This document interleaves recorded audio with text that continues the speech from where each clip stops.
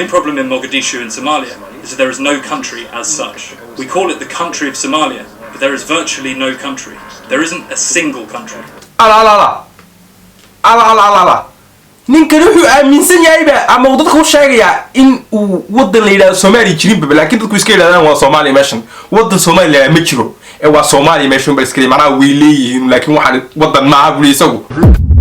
Assalaamu alaykum warahmatullahi wabarakatuh wa IIBSAN maanta video aan nooyaa ma garanaysaa wala video waxa weeyaan adu documentary wax buu soo diyaariyay laakiin documentary-ga markaas uu eegay bro like waxa badan oo qalad naga sheegay ma garanaysaa wala ninkani wuxuu sheegayaa documentary beena ha waan garanay Soomaaliya mar walba nabad ma aha laakiin waxyaabaha uu meesha ka sheegayo ayaa wax beena ma wax beena waaweyn buu sheegay ma garanaysaa marka isugu wuxuu ku leeyahay wadamada ugu xun ee uu qof tourist iyo boqol kale weey ma garanaysaa takalum ku soo qoray Soomaaliya burcad badeed marka adigu video gani waa negative positive kuma la waxaan malaya waa toban sagaashan kale waa negative ma garanaysaa marka waxa jeclaan lahaa video oo idin sharaxa ugu yaalo inta duu tagtiin inaad dislike gareysiin bro like laba koor dislike u socdaa ka dhiga boqol koor dislike sababtoo ah haddii aad documentary seminars waa inaad sheegtaa wixii fiican iyo wixii xunba marka qasab ma inaad wadanka wax fiican ka sheegtid qasabna ma inaad wax xun ka sheegtid ma garanaysaa marka wixii wadanka ka jira ee dhabta waa inaad sheegtaa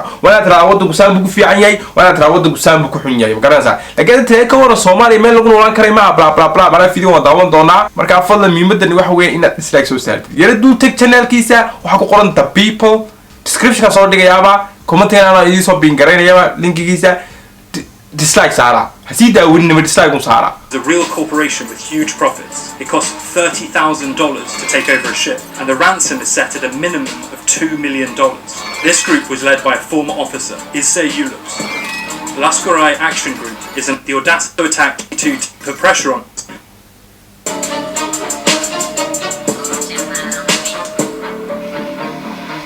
kalana dadka qaari markay duubanayaan inay liisan haystaan weyn ma garanaysaa wana qofka duubay wadan waa inuu liisan haystaa ma garanaysaa inuu iska duubo iska baxsado ma anu ma kala garanayo inuu qofka liisan u haystiin oo duubo iyo inuu iska duubo inta fiidiyoyaasha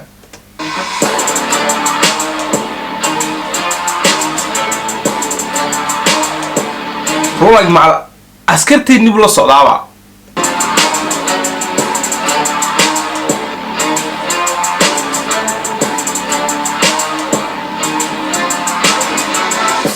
We've now left the capital of Somalia, Mogadishu city, and we're driving towards the demarcation line. This is the line of contact between the Somali army with the terrorists. The thing is, there are still zones, which are controlled by terrorists. We're talking... Kali Somali mizonin bajira, mana zone ka dati to demana sa zone ka dati no adna bas saas miya jid Somalia. Ya? Mana zone kaas wuxuu xiran yahay kaliya dadkaas hada TikTok lagu dilaya. Beeraha weyn shay kaas oo kala kamid ah. Whole cities there. Everything is set up for real. Trenches, minefields, etc.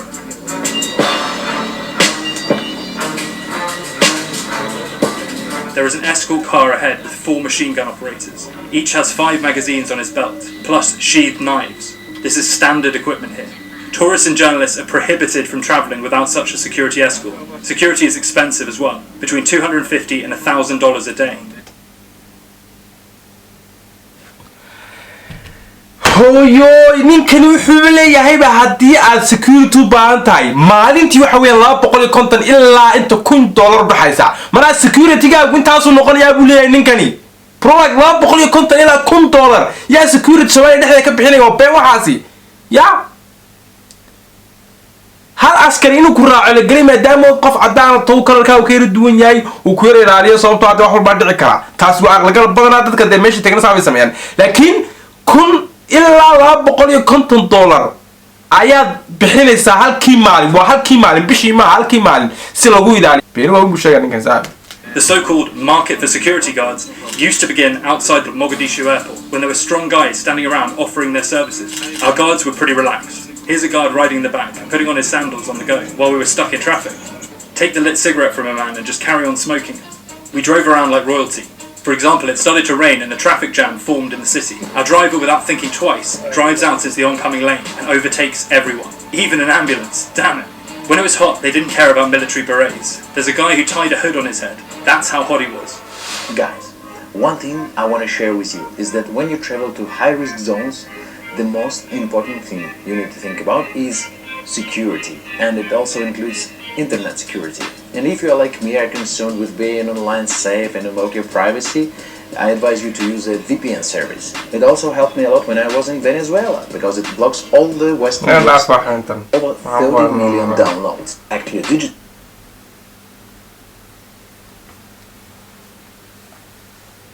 They transported the fish and mopped the floor. maarata meelaha uskagii waxa uu duubaya inta fiican ma duubay inta xun kaliya tuu duubaya. Just utterly brutal. Look, they're throwing fish on the floor. Look, they just sliced it straight in half with a knife. He's got 2 knives. Just here on the floor, bare foot down it. Look, he's just standing there. Doesn't give a damn.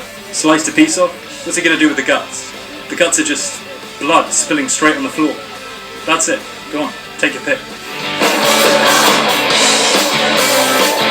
The guts and everything else that can't be sold is just thrown in the gutter. The bones which you can use to at least make soup, they go into the buckets. Those who don't have buckets make them out of boxes, which are strapped in bags. The only way to go through this mess is to kick the fish heads out of the way.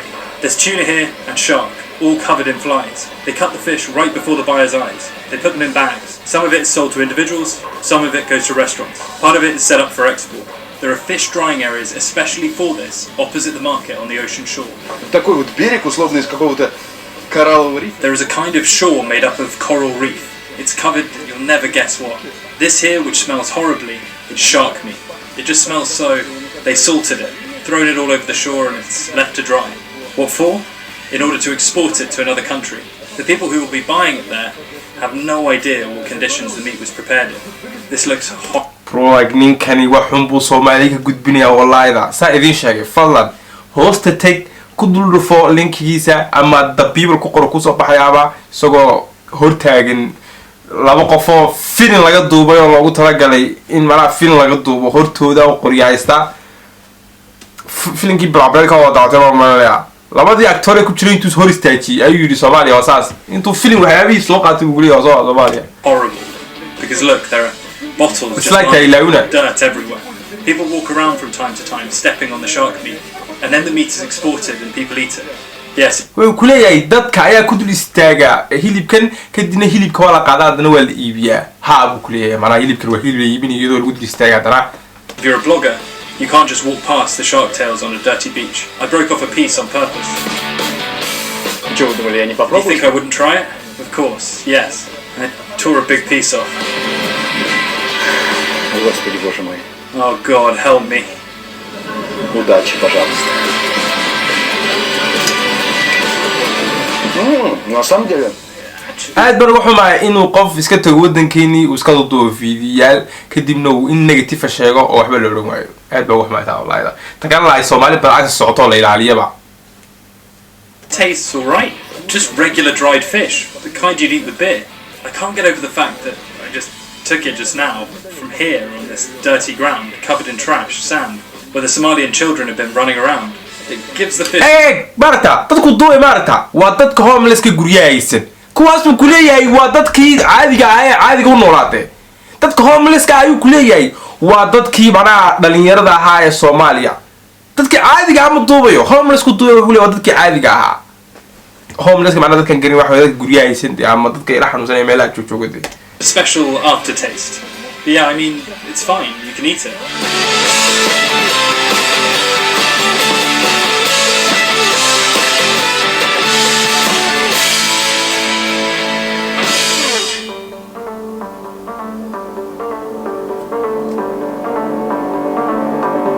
Layovers. From snowy Moscow, never seen any... You see? Here's a man standing behind me. He's walking around at random. He goes around, comes up to someone and points his finger, saying, "You need to be checked again." He's been taken to this table. He's turning out his pocket. The airport itself is full, but there are some offices here, but they're closed. There's DHL there, deserted. Even though my camera is aimed at me, the locals were reacting a little bit strangely. Stop camera. Stop. Why? Because not allowed camera inside of the airport. Hate, what karagu? Hadumi gude, stachi. But I thought we were already out of the airport. No? Stop. Okay. They're telling me that. Speak to you. Isagoo stop lagu leeyahay si wadaaba. La ilaha illallah Muhammad Rasulullah. Okay. Okay. The phrase "Do not travel to Somalia" is written in black and white. on the websites of the Ministry of Foreign Affairs of the United States, Great Britain, Germany, France, and Russia too. This is what the road looked like from Mogadishu Airport on July 2016. 2016 imika waxa lagu jiraa 2016 airport ka hortiisa sambo ee kayd buu leeyahay bro 2016 baa lagu jiraa hadduu sida Soomaali kooda si soo bilo marka nabad ahayn ilaa inta maanta manaa taagan yahay ilaa nabad ahayn ilaa imika inta la taagan yahay ka soo hada laakiin se marka ka bilo 2016 dhibaatada jirta manaa documentaries uu qaldan yahay ninkan. This piece of metal was a car. You can only guess that by the fact that it still has one wheel. This ordinary fence was just blown to pieces. Although the anti-explosion wall caved in, it still survived.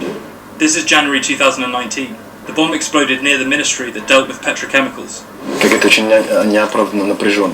The atmosphere at the airport is inexplicably tense, but overall we got out. This is the city of Mogadishu. It's Somalia's capital.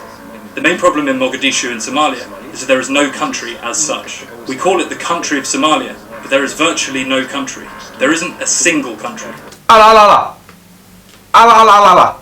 ninkani wuxuu aaminsan yahay ama dadku sheegaya in uu wadan la yiraahdo Somali jirin laakiin dadku iska yiraahdaan waa Somali meeshan wadan Soomaaliya ma jiro ee waa Somali meeshan bal iska macnaha way leeyihiin laakiin waxaan wadan ma aha isagu bro waxaas waa negative caali weeyaan ha ilaawina fadlan dadku wada share gareeya dadku haduu tagaan fiidiyowga kadibna dislike ha saaraan macnaha ha ogaado ama dadka daawanay fiidiyowga waxaan qalad tahay waxaan saxdii ma aha.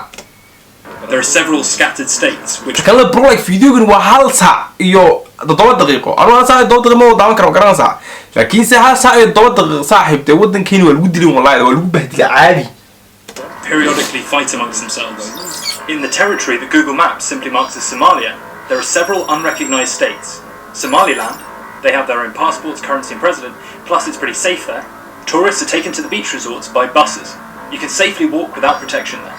There are also several other autonomous states in Somalia, which, although allied with Somalia in general, still live according to their constitutions. One of them is Puntland, the homeland of those same pirates, where I visited and also...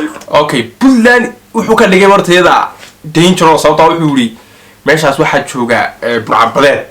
Somaliland wuxuu yiri waa caadi, taas been ma Somaliland waa caadi, laakiin Soomaaliya waa yara caadi. ma marka qaar ku dhibaatooyin dhaca laakiin lama oran karo wadankaasi wadan ma aha oo macnaha wadanka dhibaatooyin badan ba ka jira ma oran karna saa. Found a real pirate. So there isn't a single government in Somalia at the moment. Government ma wala guriga dawlad ma Soomaaliya imikada taagina laba ku kala tag farmaajo ma qabanay hada waxaan imika meesha taagin mid dawladda in farmaajo ma madaxweynayn. Entering the city, you get the feeling that you're on some kind of battle line, which is located in a remote village. There are very tough-looking military vehicles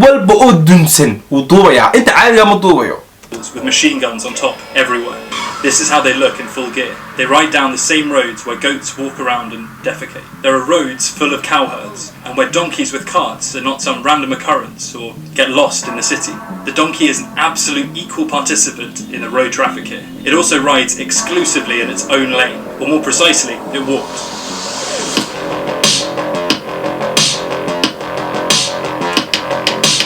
There is an incredible amount of weapons in the city. If the weapon is new, it means they're special forces. If the weapon is old, here's a guy riding a scooter with a Kalashnikov, they're an ordinary policeman.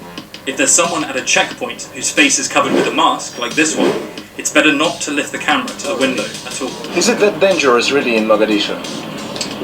It's not that dangerous. Hade, okay. dadkii meesha joogay ama laba saas macnaha ma sii xumo isaguna way xuntahay in bulay. Yes, you know, the problem here is the danger is there, but you cannot see the danger. What do you mean? It means anything can happen.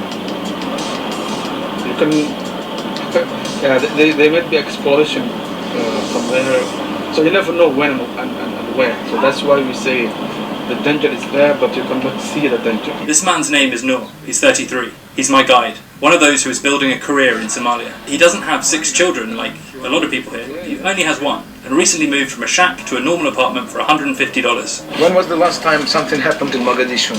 Last night. Really? Yes. What happened? Aan video gan ma garanay xilliga la duubay laakiin last night bay wax ka dhacay buuli wadanka Somali ma oran karno nabad aan hore baan idigu sheegay Somali nabad ma oran karno laakiin ma oran karno aad bay xun tahay product milyan baa ku Soomaaliya takana Mareykanku soo safe ma Mareykanka maalin walba qof lagu toogtaa dad baa la dilaa dad baa istishaa hadana waa nabad neesho wadan walba dhibaatooyin u leeyahay ma garanaysaa laakiin in farta lagu sii fiiqa ma daan fiidigu ma sii wadi karo sababtoo waa saa laakiin fiidigu wuxuu yahay imika 2,000 baa dislike saartay fadlan waxaan rabaa in fiidigu dislike loo saaro haddii Soomaalida kugu weyntahay fiidigu ka tag fiidigu du tag waa heeraysaa dabiiba ba ku qoran channelka ama comment aan soo bin garanaya kadibna dislike u saar iskaga soo tag wax kale ku soo qorin baad dunti ma comment wax ku qortay baad leedahay laakiin dislike saar marka akhir ba meel nijinaya waa inuu fiidigu dad baa duulay ciao